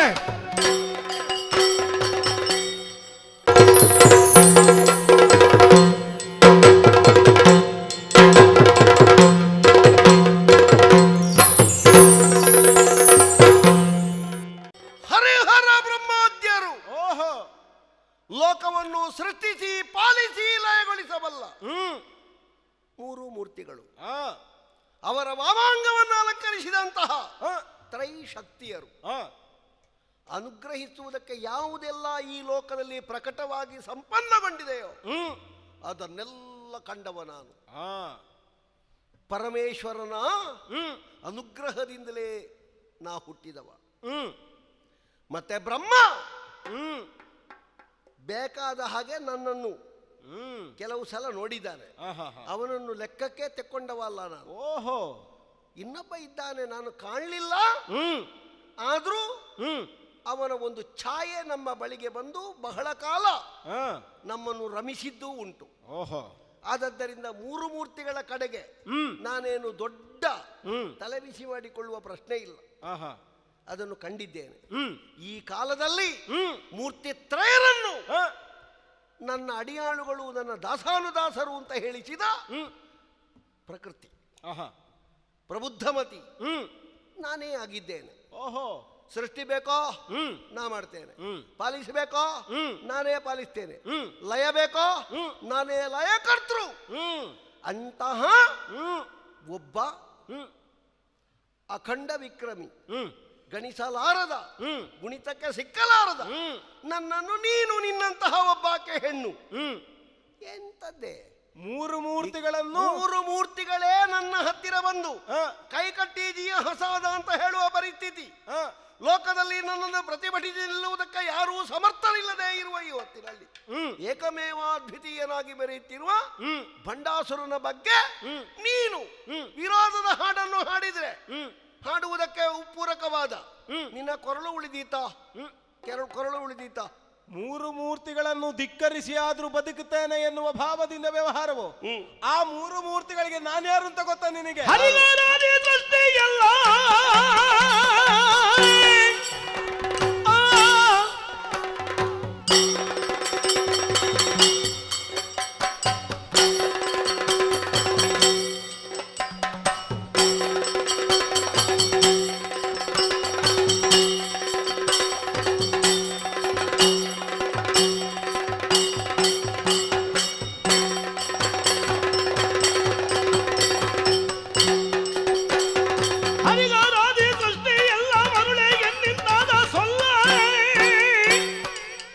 ಪರಂಜ್ಯೋತಿ ಜ್ಞಾನ ಶಕ್ತಿ ಎಂಬುದ 3 ಮೂರ್ತಿಗಳ ಶಕ್ತಿಗಳಿಗಿಂತಲೂ ಅಧಿಕವಾದ ಭೌತವಾದ ಬಲ ಉಂಟು ಎನ್ನುವ ಹಾಗೆ ನೀನು ಆಡುತ್ತಾ ಇದ್ದೀಯ. ಮೂಢನೆ, ಮೂರು ಮೂರ್ತಿಗಳು ಹುಟ್ಟಿದ್ದಾದ್ರೂ ಹೇಗೆ, ಅವರಿಗೆ ವ್ಯವಹಾರಕ್ಕೆ ಅವಕಾಶ ಕಲ್ಪಿಸಿದ್ದಾದ್ರೂ ಹೇಗೆ ಎನ್ನುವ ಪೂರ್ವಾಪರ ವಿವೇಚನೆಯನ್ನು ನೀ ಮಾಡದೇ ಇರುವ ಕಾರಣಕ್ಕಾಗಿ ನಿನಗೆ ನನ್ನನ್ನು ಅಂತರಂಗದಿಂದ ತಿಳಿಯುವುದಕ್ಕೆ ಸಾಧ್ಯವಾಗುತ್ತಾ ಇಲ್ಲ. ಕೇವಲ ಕಾಣುವಂತಹ ಎಲ್ಲವೂ ಕೂಡ ಸತ್ಯ ಅಂತ ಭಾವಿಸ್ತಾ ಇದ್ದಿ. ನೀ ಕಾಣದೇ ಇರುವ ಸತ್ಯವೇ ನಾನಾಗಿದ್ದೇನೆ ಎನ್ನುವ ವಿಚಾರ ನಿನ್ನ ಅರಿವಿಗೆ ಬರಲಿಲ್ಲ. ಪ್ರಳಯ ಕಾಲದಲ್ಲಿ ಈ ಭೂಮಿಯೇ ಇಲ್ಲವಾಗಿರುವ ವೇಳೆಯಲ್ಲಿಯೇ ಓಂಕಾರ ಶಕ್ತಿ ಪ್ರದಾಯಿನಿಯಾಗಿ ಲೋಕಮುಖದಲ್ಲಿ ಕಾಣಿಸಿಕೊಂಡವಳು ನಾನು. ನನ್ನಿಂದಲಾಗಿಯೇ ಲೋಕದಲ್ಲಿ ಹುಟ್ಟು ಪಡೆದವರು ಮೂರು ಮೂರ್ತಿಗಳು. ಅವರಿಗೆ ಬೇಕಾದ ಹಾಗೆ ಲಯವನ್ನು, ಸೃಷ್ಟಿಯನ್ನು, ಪಾಲನೆಯನ್ನು, ಕೆಲಸವನ್ನು ನಾನೇ ಒದಗಿಸಿಕೊಟ್ಟವಳು. ಹಾಗಾದ್ರೆ ಅವರನ್ನು ಪಾಲಿಸುವವಳು ನಾನಿದ್ದೇನೆ ಎನ್ನುವ ಸತ್ಯವನ್ನು ನೀನು ಅರಿತುಕೋ. ಮೂಲದಲ್ಲಿ ನಾನಿರುತ್ತಾ ಅವರನ್ನು ನೀ ದಂಡಿಸ್ತೇನೆ ಎನ್ನುವ ಭಾವದಿಂದ ಮುಂದುವರಿದ್ರೆ ಅವರಿಗಿಂತಲೂ ಅಧಿಕ್ಯದಲ್ಲಿರುವಂತಹ ನಾನು ನಿನಗೆ ದಂಡನೆಯನ್ನು ಕೊಡಬೇಕಾಗುತ್ತದೆ, ನೆನಪಿಟ್ಟುಕೋ. ಲೋಕದಲ್ಲಿ ಮೂರ್ತಿತ್ರಯರು ಎಲ್ಲದಕ್ಕೂ ಕಾರಣ ಅಂತ ನಾ ತಿಳಿದೆ. ನೀ ಹೇಳ್ತಿ ಅವರನ್ನೇ ಸೃಷ್ಟಿಸಿದವನ್ನ ನಾನು ಅಂತ. ಬಿಡ್ಡೆ. ಹಾಗಾದ್ರೆ ಮೂಲದಲ್ಲಿ ಒಂದೇ ಇದು ಈ ಆಕಾರ ಅಂತ ಹೇಳಿದ್ರೆ ಅದು ಹೆಣ್ಣು ಅಂತ ನಮಗೆ ಗೋಚರ ಆಗುವುದು. ನಾನ್ ಮಾಡ್ಬೇಕಾ ಸೃಷ್ಟಿ? ಹಿಂದಿನಿಂದ ತೆಗೆದೇನು ಗೊತ್ತುಂಟಾ? ನೀ ಎಷ್ಟು ಹಿಂದಿನಿಂದ ತೆಗಿತೀಯೋ ಅಷ್ಟಕ್ಕೂ ಉತ್ತರ ಕೊಡ್ಲಿಕ್ಕೆ ನನ್ನಿಂದಲೂ ಲೋಕವನ್ನೇ ನಡಗಿಸಿದ ಧೀರ ಮಹಿಷಾಸುರನನ್ನು ನಾ ಸೃಷ್ಟಿ ಮಾಡಿದ್ರೆ ನೀ ಏನ್ ಮಾಡುವೆ? ಮಹಿಷಾಸುರನನ್ನು ಸೃಷ್ಟಿ ಮಾಡ್ತೀಯೋ? ಏನು ಭಯ ಬೀಳ್ತೇನೆ ಅಂತ ಭಾವಿಸಿದ್ಯೋ? ಮತ್ತೆ ಅಂತವನನ್ನು ಕೊಂದು ಕಳೆಯುವುದಕ್ಕಾಗಿ ಅಷ್ಟಭುಜೆಯಾದೇನು ಚಂಡಮುಂಡರಂತಹ ವಿಕ್ರಮಿಗಳು ಬಂದ್ರೆ ಅವರನ್ನು ಕೊಲ್ಲುವುದಕ್ಕೆ ಚಂಡಿಕೆಯಾದೇನು? ಶುಂಭನಂತಹ ಒಬ್ಬ ದಡಿಗನಿ, ಶಾಂಭವಿಯಾದೇನು? ರಾವಣನಂತಹ ಒಬ್ಬ ರವವನ್ನು ಎಬ್ಬಿಸಬಲ್ಲವನಿದ್ರೆ ಏನ್ ಮಾಡ್ತಿ? ಪರಮ ಪುರುಷೋತ್ತಮನಾದ ರಾಮಚಂದ್ರವನಾಗಿಯೇ ನಾ ಕಾಣಿಸಿದ್ದೆ. ಶಿಶುಪಾಲನಂತಹ ಒಬ್ಬ ವಿಕ್ರಮಿ ನಿಂತ್ರೆ ಅಘಟಿತ ಘಟನಾಪಟುವಾದ ಶ್ರೀಕೃಷ್ಣನಾಗಿ ಬಂದೇನು. ಅವರಿಗೆ ಅವರೇ ಉತ್ತರ ಕೊಡ್ಲಿ, ನಿನಗೆ ನಾನೇ ಉತ್ತರ ಕೊಡ್ತೇನೆ.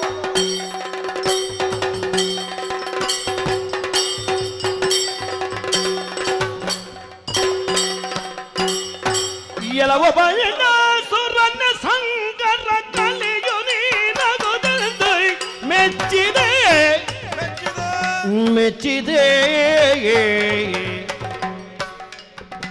ತಿಳಿದಿಗೇನು ಸುಜ್ಞಾನಿ ನೀನಿಂದಿಳಿಯೊಳಿನ್ನು ಎಲವ ಭಂಡಾಸುರನೇ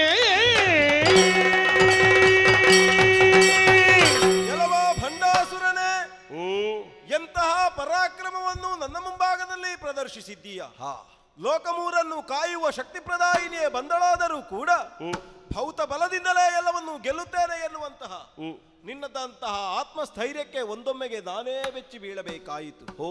ಸಂಕಲ್ಪದ ಮೂಲಕವಾಗಿ ಅನೇಕ ರಕ್ಕಸರನ್ನು ಮತ್ತೊಮ್ಮೆ ಸೃಷ್ಟಿಸುತ್ತಾ ನನ್ನನ್ನಾದರೂ ಘಾಸಿಗೊಳಿಸಬೇಕಾದ ಪ್ರಯತ್ನವನ್ನು ನೀ ಮಾಡುತ್ತಾ ಇರುವ ನಿನ್ನ ಬಲಕ್ಕೆ ನಾನು ಮೆಚ್ಚಲೇಬೇಕು. ಹಾಗಾದ್ರೆ ಇಂತಹ ಬಲ ನಿನ್ನಲ್ಲಿ ಬರಬೇಕು ಅಂತಾದ್ರೆ ನೀನು ಸಾಮಾನ್ಯನಲ್ಲ ಎನ್ನುವುದನ್ನು ನಾನು ಅರಿತಿದ್ದೇನೆ. ಹೇಗೆ ನೀ ಬದುಕಿದಿ? 10,000 ವರುಷಗಳ ಕಾಲ ನಿರಂತರವಾಗಿ ಪರಮೇಶ್ವರನ ಕುರಿತಾಗಿ ತಪಶ್ಚರ್ಯೆಯಲ್ಲಿ ತೊಡಗಿದವನು ನೀನು.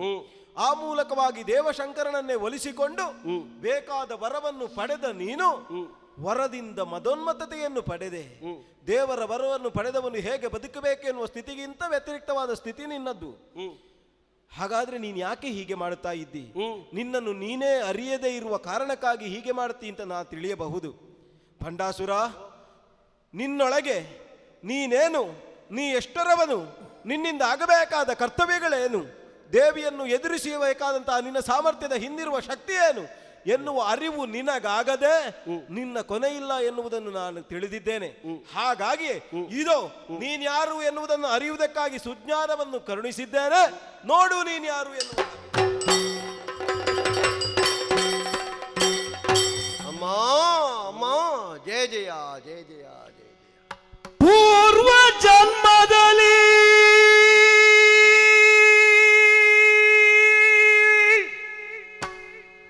ಮಾಣಿಕ್ಯ ಶೇಖರನೆಂಬ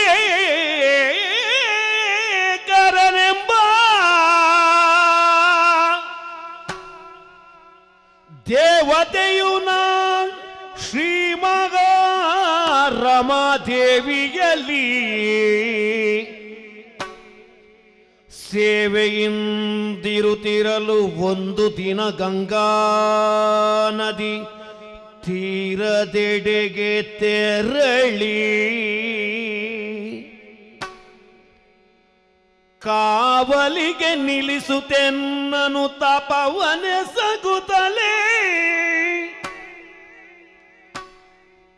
ದೇವಿ ಕಿನ್ನರ ತರುಣಿಯೋರ್ವಳೈತರುತ್ತಲ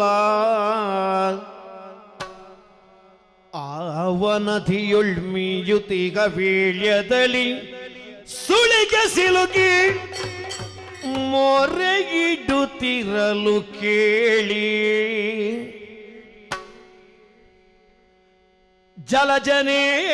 ಜಲಜನೇತ್ರಯ ಪೊರೆಯಲ್ಲೆನುತ್ತಲೇ ಒಡನೆ ನದಿಯಲ್ಲಿ ಧುಮುಕಿ ಆ ಜಲಜನೇತ್ರಯ ಪೊರೆಯಲೆನುತ್ತಲಿ ಜಡಜನೇತ್ರಯ ಪೊರೆಯಲೆನುತ್ತಲೇ ಒಡನೆ ನದಿಯಲ್ಲಿ ಧುಮುಕಿ ನಾರಿಯ ದಡವ ಸೇರಿಸಲವಳ್ಳ ರೂಪವ ಕಂಡು ಮೋಗದಲ್ಲಿ ನಾರಿಯ ದಡವ ಸೇರಿಸಲವಳ್ಳ ರೂಪವ ಕಂಡು ಮೋಗದಲ್ಲಿ ಮಡದಿಯಾಗೆಂದರಿಕೆ ಗೈವರೇ ಮಡದಿಯಾಗೆಂದರಿಕೆ ಗೈವರೇ ದೃಢದಿ ಪೊರೆದವ ಜನಕಗೆಣೆ ದೃಢದಿ ಪೊರೆದವ ಜನಕಗೆಣೆ ನೀ ಬಿಡು ಮನದ ಬಯಕೆಗಳನ್ನೇನು ತಲಿಪೇಳಿ ನೀತಿಗಳ ನುಡಿಯನ ಧಿಕ್ಕರಿಸಿ ಮೋಗದಿ ಪಿಡಿಯೇ ಸೆರಗನು ಭೀತಿಯಲಿ ಮೊರಗಿಡಲು ತರುಣಿಯು ಕೇಳಿ ಲಕ್ಷ್ಮೀ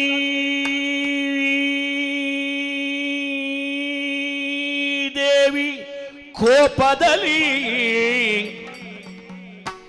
ಪೊಡವಿಯಲಿ ಕಡು ದೈತ್ಯನಾಗೆಂದೊಡನೆ ಶಪಿಸಲು ನಡುಗಿ ನಡುಗಿ ನಡುಗಿ ವಿನಯದಲ್ಲಿ ಪೊಡಮಡು ತಮ್ಮ ರುಗಲಿಕೆ ಕರುಣವ ದೋರಿ ಶ್ರೀದೇವಿ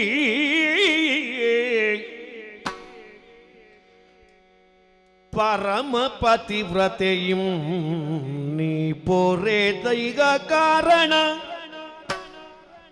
ಪರಮ ಪತಿವ್ರತೆಯೂ ನೀ ಪೊರೆದಿಗ ಕಾರಣ ನಿನಗೆ ಶ್ರೀಲಲಿತಾಂಬ ಚರಣದೆಡೆಯೊಳಗೆ ಮುಕ್ತಿಯೂ ನಿನಗೆ ಶ್ರೀಲಲಿತಾಂಬ ಚರಣದೊಳೆನಗೆ ಮುಕ್ತಿಯು ದೊರಕುವುದೆಂಥ ಭಯವಿತ್ತ ನೊಲಿದಿ ತೆರದಿ ಅಮ್ಮ ಪೂರ್ವ ಜನ್ಮದಲ್ಲಿ ಮಾಣಿಕ್ಯ ಶೇಖರನೆಂಬ ದೇವತೆಯುನ ಶ್ರೀಮಗಾರಮಾದೇವಿಯಲಿ ಸೇವೆಯಿಂದಿರುತ್ತಿರಲು ಒಂದು ದಿನ ಗಂಗಾ ನದಿ ತೀರದೆಡೆಗೆ ತೆರಳಿ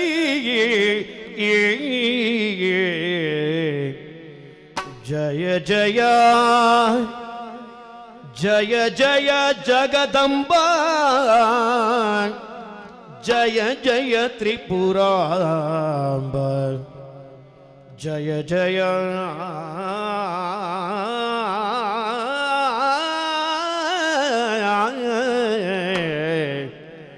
ಜನನಿ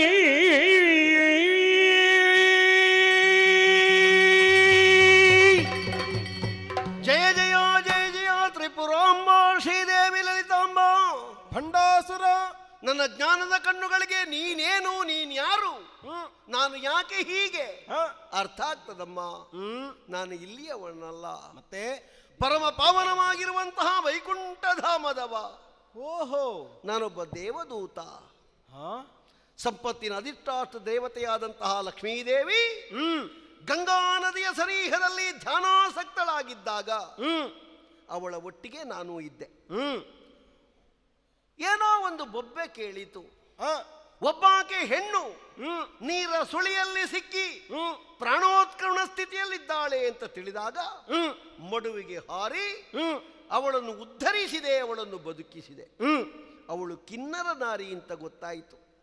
ಅವಳ ಮೈಮಾಟವನ್ನು ಕಂಡಾಗ ನನಗೆ ಬೇಕು ಅಂತ ಆಯ್ತಮ್ಮ. ಅವಳಲ್ಲಿ ನೀನು ನನ್ನ ಹೆಂಡತಿ ಆಗ್ತೀಯೋ ಅಂತ ಕೇಳಿದ್ರೆ, ಬದುಕಿಸಿದವ ನೀನು ನನ್ನ ಜನಕನಿಗೆ ಸಮ ಅಂತ ಹೇಳಿದಳು. ವಿವೇಕದ ನುಡಿಗಳು ಈ ಮಾಣಿಕ್ಯ ಶೇಖರನಿಗೆ ಪಥ್ಯವಾಗಲಿಲ್ಲ. ದುಡುಕಿ ಕೈ ಮಾಡಿದೆ, ಬೊಬ್ಬೆ ಹಾಕಿದಳು. ಧ್ಯಾನಾಸಕ್ತಳಾದಂತಹ ಲಕ್ಷ್ಮೀದೇವಿ ಎದ್ದು ಶಾಪ ಕೊಟ್ಲು ನನಗೆ, ನೀನು ರಕ್ಕಸನಾಗಿ ಹೋಗು ಅಂತ. ಓಹೋ. ಕಣ್ಣೀರು ಸುರಿಸಿ ಪಾದ ಕಟ್ಟಿ ಮಹಾತಾಯಿಯ ಸನ್ನಿಧಾನದಲ್ಲಿ ಕ್ಷಮಾಯಾಚನೆ ಮಾಡಿದೆ ನಾನು. ಆಗ ಹೇಳಿದಳು, ನೀ ಮಾಡಿದ ದುರ್ಬುದ್ಧಿಗೆ ರಕ್ಕಸನಾಗಬೇಕು. ಹೆಣ್ಣನ್ನು ನೀರ ಸುಳಿಯಿಂದ ಉಳಿಸಿ ಕಾಪಾಡಿದ ಪುಣ್ಯಕ್ಕೆ ನಿನಗೆ ಮತ್ತೆ ಈ ಲೋಕಕ್ಕೆ ಬರುವುದಕ್ಕುಂಟು. ಆದ್ರೆ ಶ್ರೀದೇವಿ ಲಲಿತೆಯ ಸನ್ನಿಧಾನದಲ್ಲಿ ಮುಕ್ತಿಯನ್ನು ಪಡೆ ಅಂತ ನನಗೆ ಹೇಳಿದಳು. ಪ್ರಕೃತಿಯೇ ಲಲಿತೆಯಾಗಿ ಎದ್ದು ನಿಂತಾಗ ಕಾಮೇಶ್ವರರೇ ನಿನ್ನನ್ನು ವರಿಸಿ ಮಹಾಪ್ರಕೃತಿ ಎನಿಸಲ್ಪಟ್ಟಿರುವಂತಹ ಈ ದಿವ್ಯ ಸನ್ನಿಧಾನದಲ್ಲಿ ನಾ ಮೊರೆ ಇಡುವುದಿಷ್ಟೆ.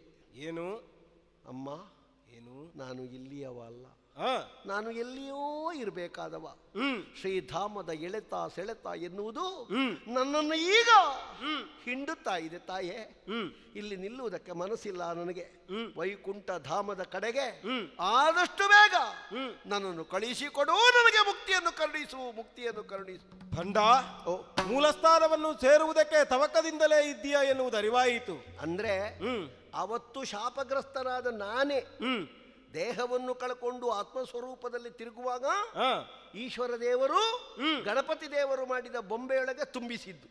ಅಲ್ಲಿಂದ ನಮ್ಮ ಕತೆ ಹೀಗೆ ಪ್ರಾರಂಭ ಆಗಿದೆ. ಹೌದು, ಇನ್ನು ಅಲ್ಲಿಗೆ ಹೋಗ್ತೇನೆ ನಾನು. ಲೋಕದಲ್ಲಿ ವಿವೇಕ ಇರುವವನು ತಪ್ಪನ್ನು ಮಾಡಿದ ಅಂತಾದ್ರೆ ಅಂತವನಿಗೆ ಶಿಕ್ಷೆ ಉಂಟೇ ಉಂಟು. ಅರಿವಿರದೆ ಮಾಡಿದ ತಪ್ಪಿಗಾದರೂ ಕ್ಷಮೆಯನ್ನು ಕೊಡಬಹುದು. ದೇವದೂತನಾಗಿದ್ದು ನೀ ತಪ್ಪನ್ನು ಮಾಡ್ತಿ ಅಂತಾದ್ರೆ ನೀನು ರಕ್ಕಸನಾಗಿ ಹುಟ್ಟಿದ್ದು ಸರಿಯೇ. ಈ ಕಾಲಕ್ಕೆ ಮಾಡಬೇಕಾದ ಕರ್ಮಗಳೆಲ್ಲ ಮುಗಿದು ಪಶ್ಚಾತ್ತಾಪದ ಭಾವ ನಿನ್ನಲ್ಲಿ ಉಂಟು ಅಂತಾದ್ರೆ ರಕ್ಕಸನಾಗಿ ಹುಟ್ಟಿದೆ. ಜೀವನದಲ್ಲಿ ಗುಡಿಸಿ ತೆಗೆಯಬೇಕಾದ ಕಸದ ಹಾಗೆ ದುರ್ಬುದ್ಧಿಯೂ ಇಲ್ಲಿ ನೀರಾಗಿ ಹೋಯಿತು. ಇನ್ನಾದರೂ ಕಳಿಸಮ್ಮ. ಹೌದಲ್ಲ, ನಿನಗೆ ಮೂಲ ಸ್ಥಾನವನ್ನು ಸೇರುವುದಕ್ಕೆ ಬೇಕಾಗಿ ಇದೋ ಮೋಕ್ಷವನ್ನು ಕರುಣಿಸ್ತಾ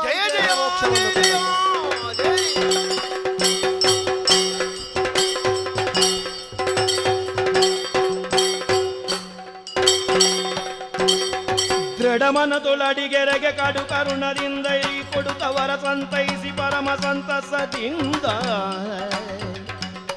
ಪಡೆದರಾದಾನವರು ಮುಕ್ತಿ ಸಂಪದವ ಸುರಗಡನ ಶ್ರೀದೇವಿಯಂ ಪೂಜಿಸುತ್ತ ನುತಿಸಿದರು ಭಯದಿ. ಜಯ ಜಯ. ಭಂಡಾಸುರನ ವಧೆಯಾದ ವೇಳೆಗೆ ಆಕಾಶದಿಂದ ಊಮಲೆಯನ್ನೇ ಗರೆಯುತ್ತಾ ಇದ್ದಾರೆ ದೇವತೆಗಳು. ಪ್ರಕೃತಿಗೆ ಅತೀತವಾಗಿ ಯಾವಾತನು ಬದುಕಕೂಡದು.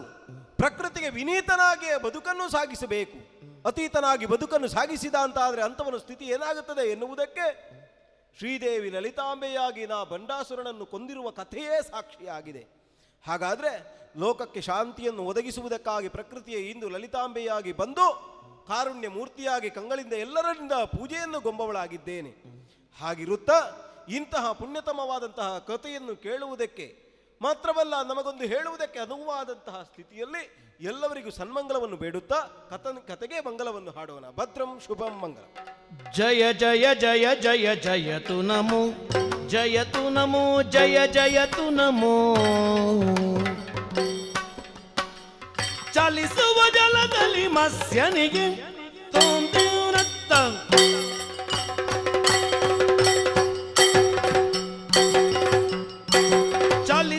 ಜಲದಲ್ಲಿ ಮತ್ಸ್ಯನಿಗೆ, ಗಿರಿಯ ಬೆನ್ನಳ್ಳು ಪತ ಕೂರ್ಮನಿಗೆ, ವರಗವತಾರದಿ ಶರಣರ ಕಾಯುವ ತರಳನ ಶ್ರೀ ನರಸಿಂಹನಿಗೆ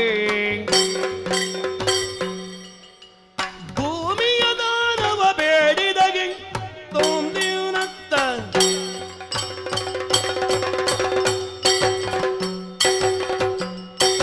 ಭೂಮಿಯ ದಾನವ ಬೇಡಿದಗೆ ಆ ಮಗ ಕ್ಷತ್ರಿಯರ ಗೆಲಿದವಗೆ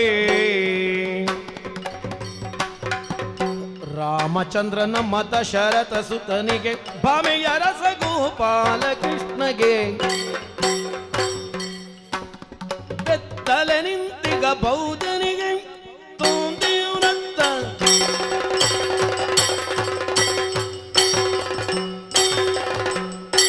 ಬೆತ್ತಲೆ ನಿಂತಿಗ ಬೌದ್ಧನಿಗೆ ಉತ್ತಮ ಹಯವೇಡ್ದ ಕಲ್ಕನಿಗೆ ಹತ್ತವತಾರದಿ ಭಕ್ತರ ಸಲಹುವ ಕರ್ತ ಶ್ರೀ ಪುರಂದರ ವಿಠಲನಿಗೆ ಆದಿದೇವ ಸಕಲಾಗಮ ಪೂಜಿತ ತೋಂದಿಯುನತ್ತ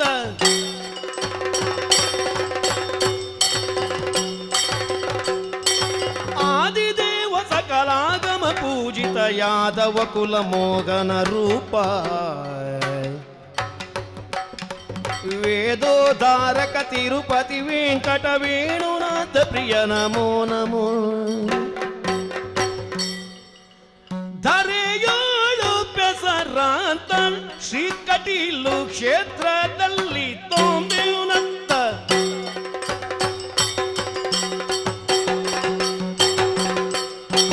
ಧರೆಯೋಳು ಬೆಸರಾಂತ ಶ್ರೀ ಕಟೀಲು ಕ್ಷೇತ್ರದಲ್ಲಿ ಸ್ಥಿರವಾಗಿ ನೆಲೆಸಿರುವ ದುರ್ಗಾ ಪರಮೇಶ್ವರಿ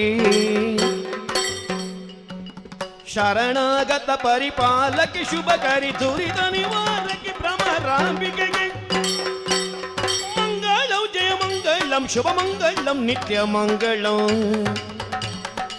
ಭದ್ರಂ ಶುಭಂ ಮಂಗಳಂ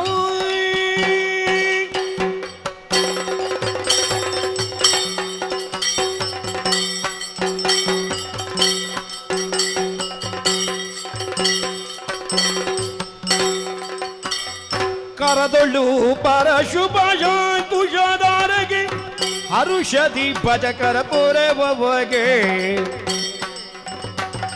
ಉರಗಭೂಷಣನ ಕುಮಾರ ಗಜವದನನ ಚರಣ ಕಮಲಕ್ಕೆ ಆರತಿ ಎತ್ತಿರೆ ಆರತಿ ಬೆಳಗಿರೆ ಮಂಗಳಾರತಿ ಎತ್ತಿರೆ